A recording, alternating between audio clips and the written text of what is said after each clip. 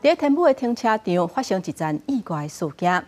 一个6岁查甫囡仔，伊落车了后，无细字跋落边仔1.8公尺深的人空挂的坑内底。家长是惊一跳，拼命把这个囡仔紧救起来。加在这个囡仔是轻伤，人嘛有平安。台北市一对翁仔某带囡仔，七十下昼10点外到天母东边的停车场，车停好，开门予6岁后生来，看囡仔向前行，煞规个人无去，原来是跋落去坑内底。我一回头就发现小孩不见了，我是听到我先生一直叫我大儿子的名字，然后因为一直叫他但是我们都没有听到小朋友的声音。爸爸赶紧甲护拿杀柜，大声叫囡仔的名，妈妈也摕手电来照。两个人做阵甲囡仔救起来，老爸赶紧甲囡仔抹掉甲安打。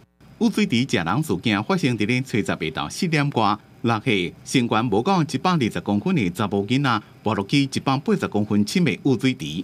他因为掉下去，应该有淹到他的头，起来的话，整个头是湿的，完全是黑水。其实几日工前，管理员就发现这个污水池的空挂，和大车的连拿底派去，但是救无回，正先在纽泽西河拿警示。不过现场电火无够光，看袂啥清楚。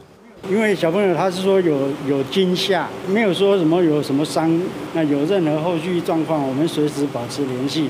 台北市停管处讲，会要求以后若是有这种空挂损害情形，应该爱用无法度随便刷电动固定的警示设施。这么家长也个业者拢有保持联络，继续关心囡仔的情形。